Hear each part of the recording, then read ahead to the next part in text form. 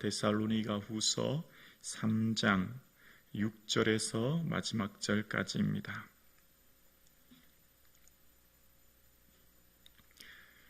하나님의 말씀입니다. 우리 다 함께 하나님 말씀을 고백드리겠습니다.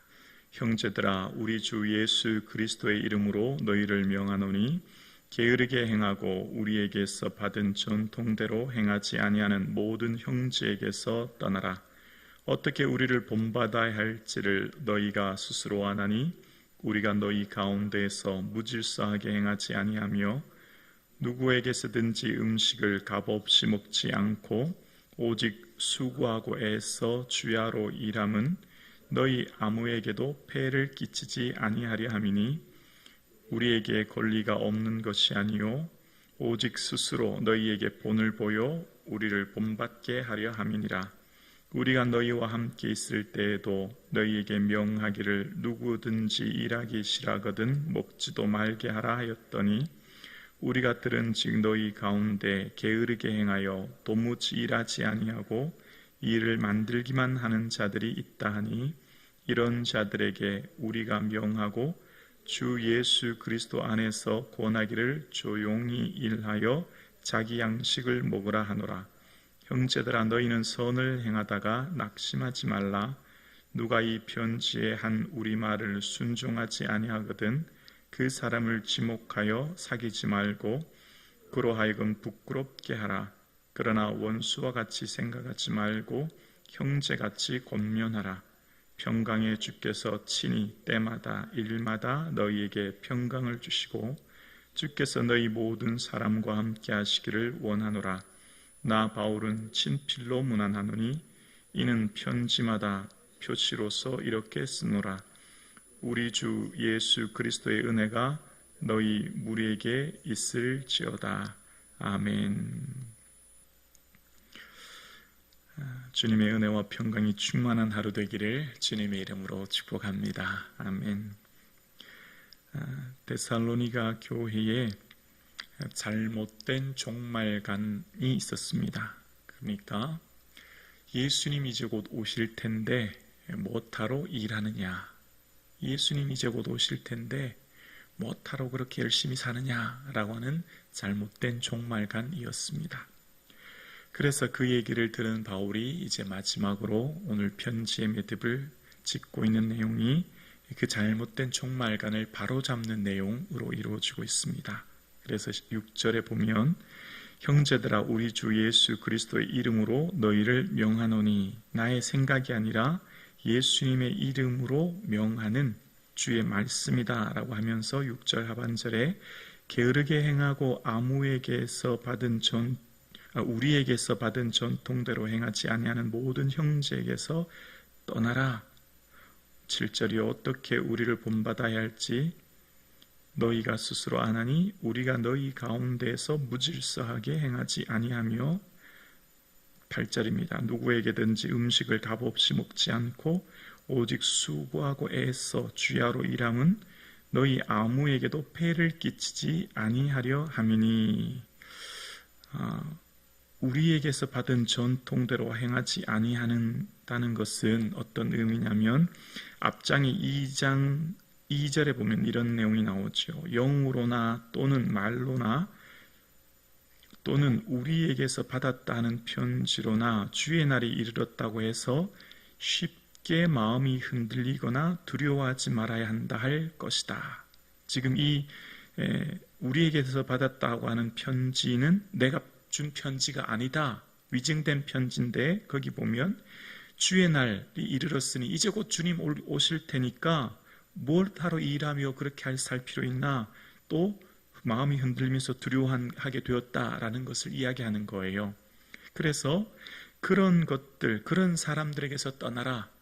우리가 너희에게 가르쳐 주신 전통, 우리의 사도로 교부로부터 전해온 모든 말씀의 가르침이 아닌 것을 이야기하는 그 모든 사람들에게서 떠나다라고 이야기하면서 7절 중반에 보면 우리가로 시작하죠.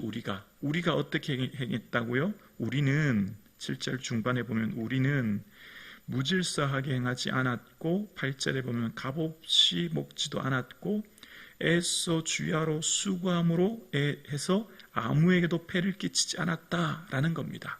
우리가 주의를 하는 것은 자비랑 선교를 하면서 어떤 누구에게도 부담 지우거나 폐를 끼치지 않기 위해서 낮에는 열심히 일하고 밤에는 복음을 가르치고 했던 것 기억하라 라고 하면서 이렇게 하는 것을 기억하면서 9절에 보면 우리가 권리가 없는 것이 아니요 오직 스스로 너희에게 본을 보여 우리를 본받게 하려 함이라.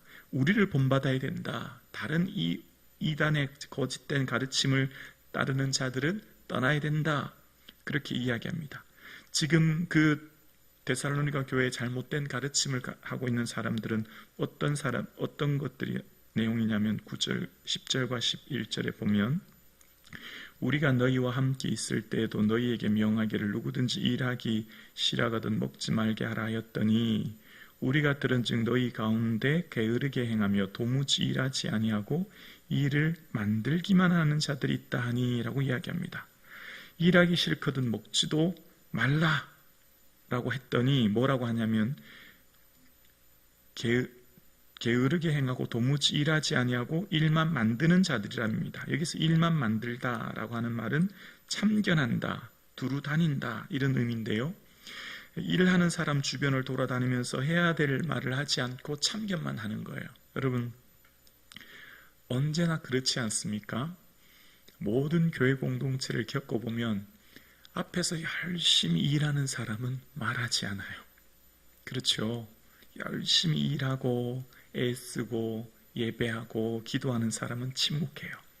근데 어떤 사람이 말 많은지 아시죠? 일하지 않고 앞에서 열심히 봉사하지 않고 헌신하지 않고 기도하지 않은 사람은 말만 많아요. 말만. 근데 그 말이 공동체를 무너뜨려요.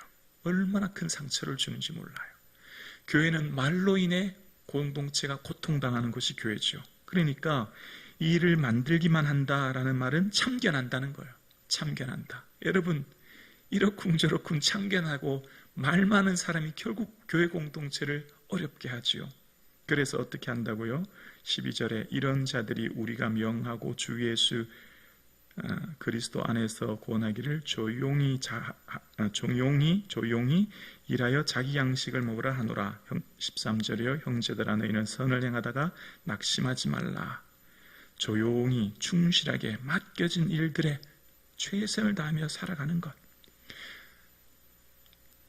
데살로니가를 묵상하며 이제 마치게 되었는데 주님이 우리에게 원하는 뜻은 우리가 할 수 없는 거대한 불가능한 일을 절대 말하지 않았어요.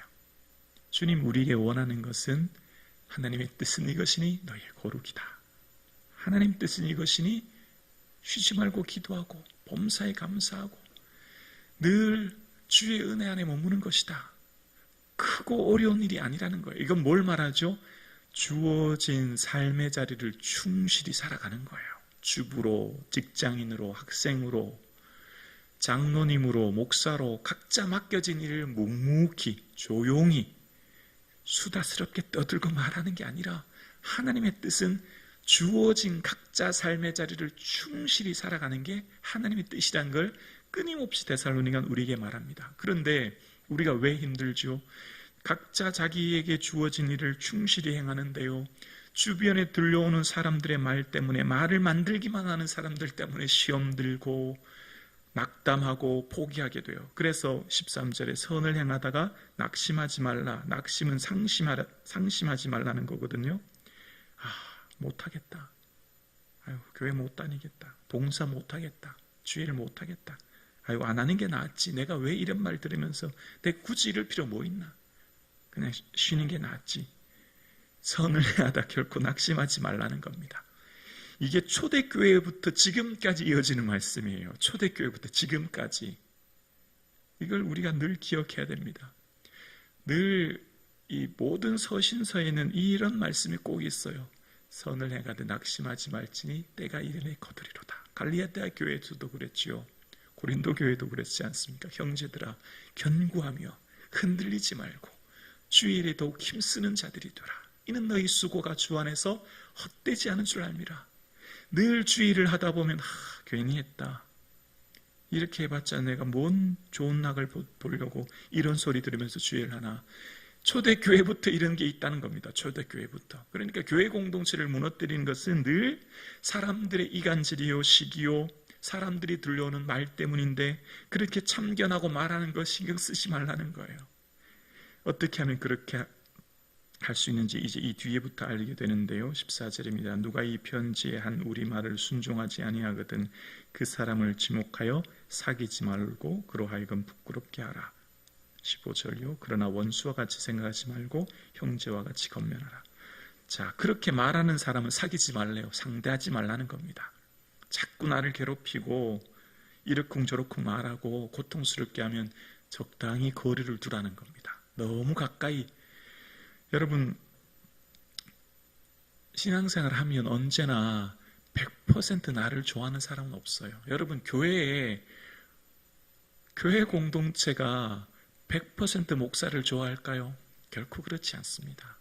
좋아하는 사람이 있지만 싫어하는 사람이 있기 마련이에요. 그럼 목사가 목회하는데 어떻게 내가 열심히 자기를 위해 봉사하고 헌신하고 기도하는데 나를 미워할 수 있어? 그럴 필요 없다는 겁니다. 싫어하는 사람 싫어하는 거죠. 목사는 자기를 하면 되는 거예요. 열심히 사역하고 그러나 중보기도 하는 거죠. 그러나 그런 사람 때문에 너무 신경 쓰지 말라는 겁니다. 너무 그런 사람 때문에 가슴 아파하고 오늘 본문에도 6절에도 떠나라고 얘기하고 14절에도 사귀지 말라고 하는 거는 뭐죠? 날 싫어하고 미워하는데 뭐 굳이 너무 신경 쓰고 그렇게 할 필요 없이 적당히 거리 두라는 거죠. 그런데 중요한 말이 있어요. 그런 사람을 원수와 같이 결코 생각하지 말래요. 그 사람 때문에 가슴 아프고 힘들지만 그 사람 때문에 원수가 되어서 그 공동체를 떠나거나 더 이상 그 사람하고 내가 신앙생활하기 싫다라고 해서 다른 어떤 모습을 보이지 말라는 겁니다. 그 교회 다른 교회 가면 다른 교회 또 그런 사람 또 있어요. 여러분 없는 줄 아세요? 이 교회 싫어서 다른 교회 가면 그 교회는 뭐 100% 천사만 있는 줄 알죠. 천만만만의 말씀 가면 더한 사람 만날지 몰라요. 그렇기 때문에 적당히 거리가 두고 원수같이 생각하지 말고 형제같이 생각하고 권면하라고 이야기합니다. 자, 이렇게 함으로 바울이 편지를 마치는데 오늘의 핵심 구절이 16절이에요. 여기 16절에 밑줄을 그었으면 좋겠습니다. 우리 함께 고백할까요? 평강의 주께서 친히 때마다 일마다 너희에게 평강을 주시고 주께서 너희 모든 사람과 함께 하시기를 원하노라. 아멘. 때마다, 모든 시간, 일마다, 모든 사건들, 삶마다. 그러니까 모든 하루의 삶 전체를 말하는 거죠. 바울의 경험한 기도의 내용은 이렇다 생각합니다. 기도를 하면 첫 번째 디모데에게 편지했던 것처럼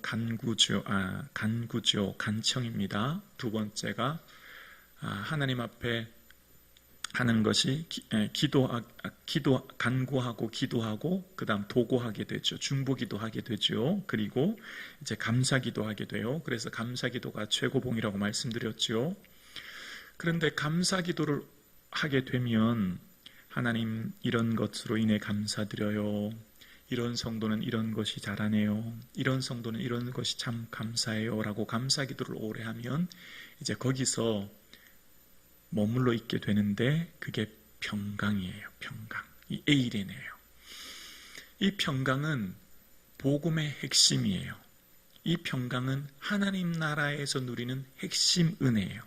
은혜는 우리가 하나님께로 이르게 되는 통로라면, 그러니까 우리는 전적인 은혜로 하나님 나라에 이르게 되죠.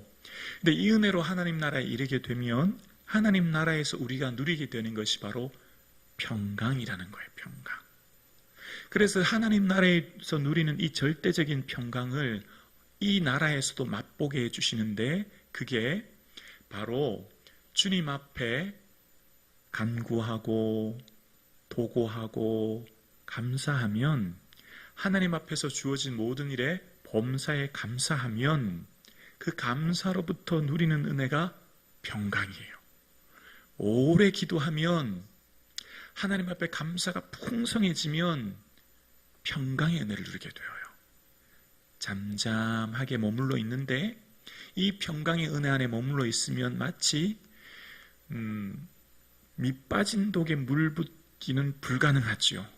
우리 인생은 밑빠진 독에 물 붓기와 같은 삶을 살아요.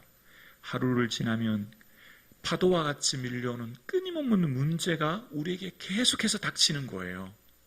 인생을 살아보니 어때요? 한 문제 해결하면 또 다른 문제가 찾아오죠. 그래서 이 세상을 살아가는데 평강을 누리는 것이란 참 어렵고 힘들어요.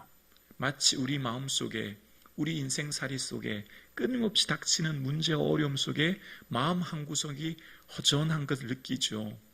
그래서 이 마치 밑빠진 독에 물 붓기와 같은 상황 속에 이 밑빠진 독은 강 안에, 바다 안에 던져야만 그 독에 물이 가득 차듯이 우리가 평강의 은혜를 누리도록 주님 앞에 머물러 있어야만 가능한 거예요. 그래서 기도를 오래 하고 나면, 주님 앞에 오래 머물러 있으면 평강이라고 하는 이 에이레네의 은혜를 누리게 되어요. 그렇게 되면 이 평강의 은혜 속에 주시는 은혜가 우리에게 가득 차게 되면 하나님이 주시는 충만한 은혜 속에 거하게 되고, 이 충만한 은혜 속에 거하게 되면 하나님이 주시는 그 은혜가 너무나 크고 깊고 많아서 이 세상에서 주시는 근심과 염려와 걱정과 불안이 잠잠히 소멸되게 됩니다. 그 은혜만이 충만히 머물게 되는 겁니다. 그래서 우리에게 온 수많은 상처, 아픔, 열등감, 고통이 소멸되어지게 돼요. 그리고 그 평강의 은혜 안에 오래 머물게 되어 있게 되면 마치 그 은혜가 잠깐 있는 것 같은데 물리적인 시간은 금방 지나게 돼요. 베드로가 주께는 하루가 천년 같고 천년이 하루 같은 사실을 잊지 말라라고 했던 거 기억나세요? 모세가 주의 날이 천년이 어젯밤의 하루와 한순간 같다는 말씀 기억나세요? 왜 그럴까요? 왜 어젯밤 한순간이 천년과 같이, 왜 주님께서는 천년이 하루 같은지 아세요?